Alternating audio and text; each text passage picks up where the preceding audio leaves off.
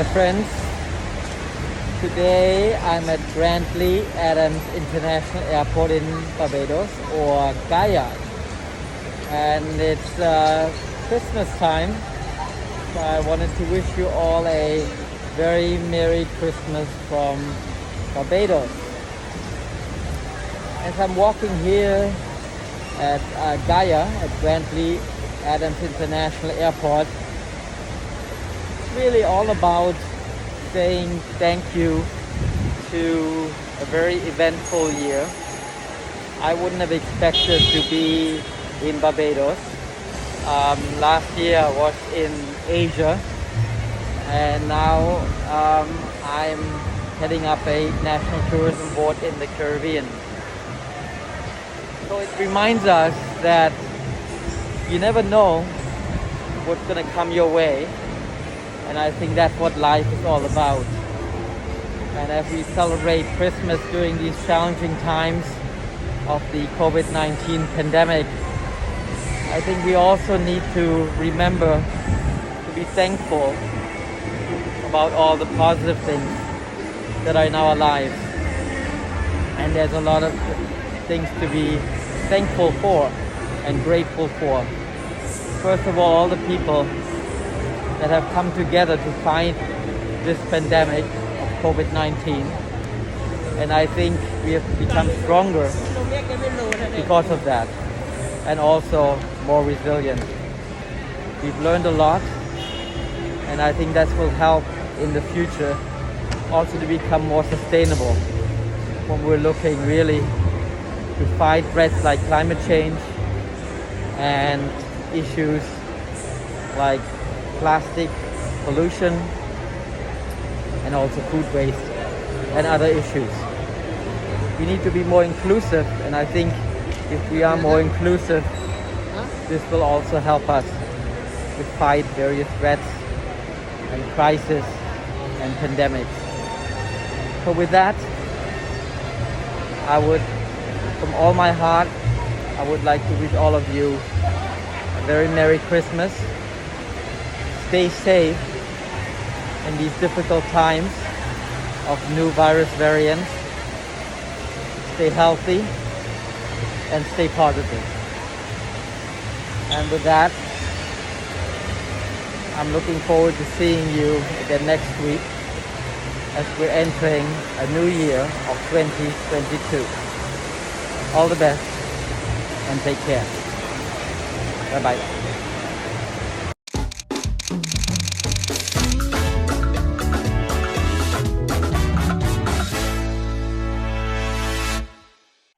Good afternoon, my name is Jürgen Steinmetz, joining you from eTurbo News in Honolulu and livestream.travel. Today we attended a press conference by the Africa Business Forum 2022, and the event will start on Monday. The press conference gave a glimpse of information, what will be discussed. Specifically important is investing in multi-modal transport infrastructure to optimize the benefit of the African Continental Free Trade Agreement, and a focus on air transport and tourism. One of the keynote speakers on Monday will be Dr. Walter Memzebi. He is also the new chair for the World Tourism Network Africa chapter, and will be laying out his ideas that actually started when he was a Minister of Tourism for Zimbabwe in 2017. So we're excited about it. This press conference today gives you a glimpse. Unfortunately, there was a technical issue, so the press conference did not fully conclude, but you can see some slides and you can hear the excitement of some of the speakers to get ready for the upcoming Monday event. And where I was supposed to speak, and then hopefully midway through the session, she might be able to join us. She's going to make an effort to join us, but she's currently meeting one of the heads of state. Okay, that's great. Well, thank you, everybody, and welcome to the United Nations Economic Commission for Africa and All Africa Press Conference for the upcoming 2022 Africa Business Forum. This will be the 5th forum. Recording in progress. Sorry. This will be the 5th forum, with previous forums all covering important issues in Africa's drive towards the UN Agenda 2063, the Africa we want, and the 2030 Agenda for Sustainable Development. Previous themes have covered investment, health, and innovative finance, amongst others. The theme for the upcoming 2022 African Business Forum is investing in multimodal transport infrastructure to optimize the benefits of the African Continental Free Trade Area. This is with a focus on air transport and on tourism. So today we're going to have 3 speakers, followed by a question and answer session. And as the speakers deliver their messages, please feel free to put questions into the chat box. As you go, I will get to the questions at the question and answer, but please, even as the speakers are speaking, post your questions and, we'll get to them on the second. This meeting is being recorded for everybody's notice. We also have translation services available. When you select your preferred language, please do press mute original audio if you don't want to hear the other language as well. So I think I'll give you the floor, Mr. Karingi, as you will be standing in for Madam Vera Songwe. Thank you. No, thank you. Thank you very much, Tendai. Good morning, good afternoon, everyone. So I think you have given a good background, Tendai, on this Africa Business Forum series that we started since Vera Songwe became our executive secretary. And I would want to ask you to look at the background that I'm using. It has something called Ideas for a Prosperous Africa, Ideas to Action. So essentially, this business forum are supposed to be platforms where we demonstrate how the ideas that we generate can actually be taken to the next level in terms of action. Because as you know, ECA has and continues to generate great ideas for this continent. And as we have done that, much has changed. The private sector in the continent today has become stronger, and it is getting stronger. The private sector also has access to open doors in most of our capitals. So these forums are to not only make the dialogues between governments and private sector easier, but also to show how our ideas can be turned into actions. As you know, the government then would have to facilitate, and the private sector would invest and finance these ideas. So as Tendai has said, we have done one on health, we even did one on energy, and now we are doing this one on transport and tourism. So this has been a 5-year journey, and we are proud to be able to show the results from some of the previous forums that we have had. During the pandemic, as you saw, the ECA was very active, but more importantly, the African private sector and the African governments were actually very well primed to respond to the health crisis. Some of the ideas that they were using in terms of scaling up pharma production, ideas for pools procurement in the pharmaceutical areas, are ideas actually that were advanced in the Africa Business Forum, where we focused on health. Now, during COP26, you saw there was a deal that was struck by a South African bank and one of the big pension fund managers globally about refinancing in the energy sector under the SDG initiative. This is another result of what these forums have actually been able to deliver. So we are looking forward to being able to give a positive feedback in the years ahead about this year's Africa Business Forum. And if you like now, Tendai, I can go ahead now and talk about the forum we are going to have on Monday. Yes, I think that would be great, but I just want to make everybody very clear that Mr. Stephen Karingi is the Director for Regional Integration and Trade Division, and he will also I think just now you're going to give us some research findings as well from the Commission. Yeah, fantastic. Absolutely. So I wanted to at least demonstrate to our journalists that this journey, why we have it, and some of the results that we have achieved, and why we believe that it is good that they participate and they popularize, disseminate a lot of what we are going to discuss on Monday. So I would like to start by saying that resilience of African economies, as we all know, has become an important part of policy and action conversations. And there are very many ways to build resilient economies.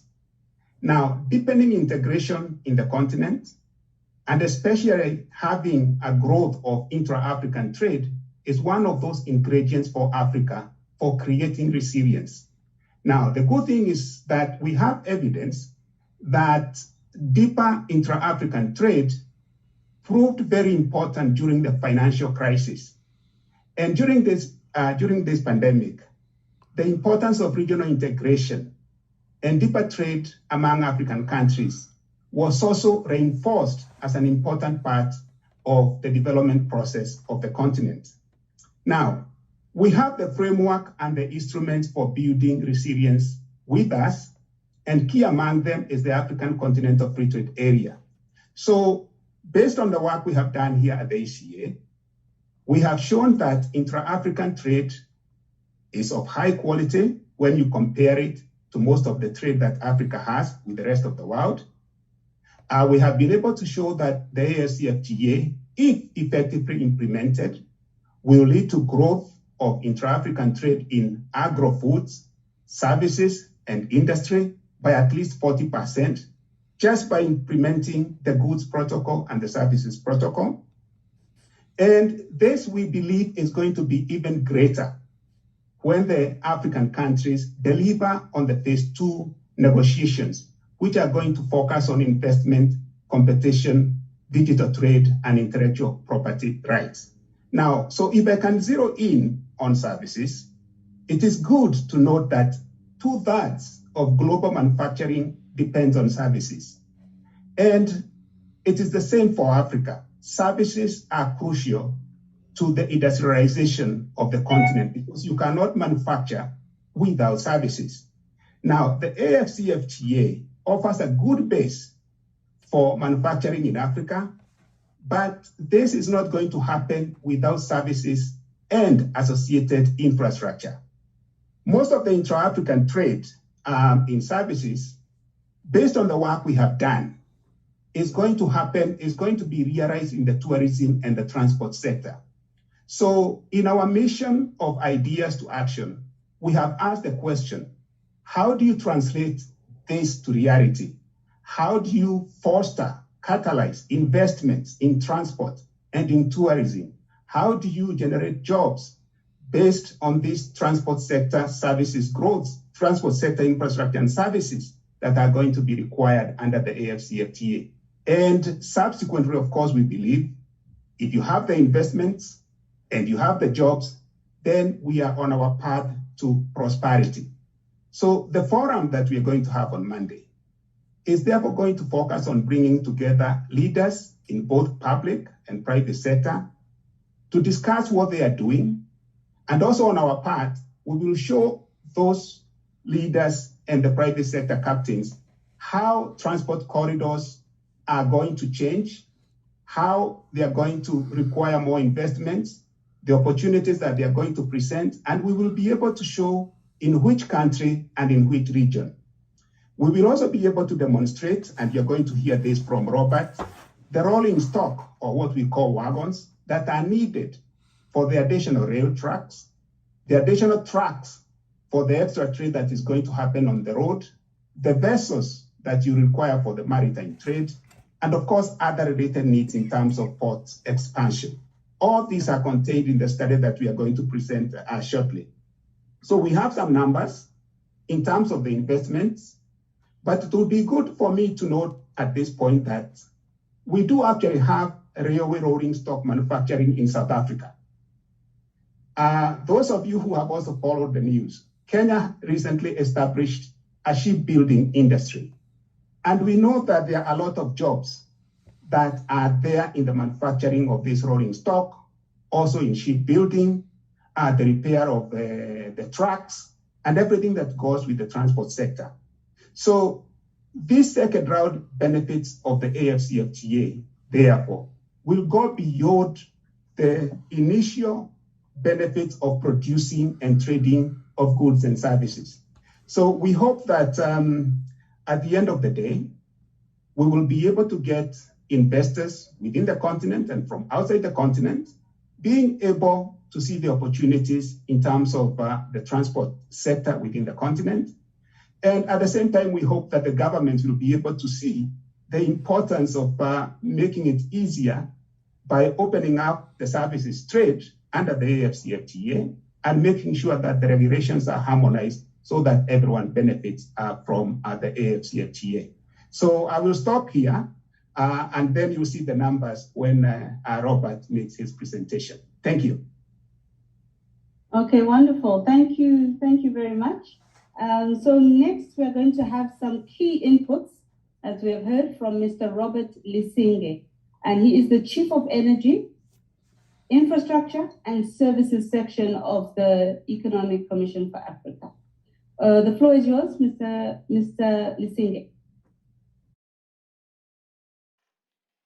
This is Jürgen Steinmetz with eTurbo News in Honolulu, and we're just showing you some slides. There had been some difficulties in doing the rest of the presentation due to technical issues, but these slides will give you just a short idea about what the ongoing discussion will be, or the discussion on Monday.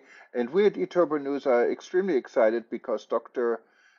Walter Memzebi, who is also the head of the World Tourism Network Africa chapter, will be one of the keynote speakers on Monday. So this is just a taste of what the discussion is on African continental free trade and the opportunities for Africa through the United Nations system to help with the infrastructure on transportation and the importance of this through tourism. So enjoy the rest of the slides, and then stay tuned till Monday, till we get back and hopefully cover the rest of the event, and specifically the speech for Dr. Walter Memzebi.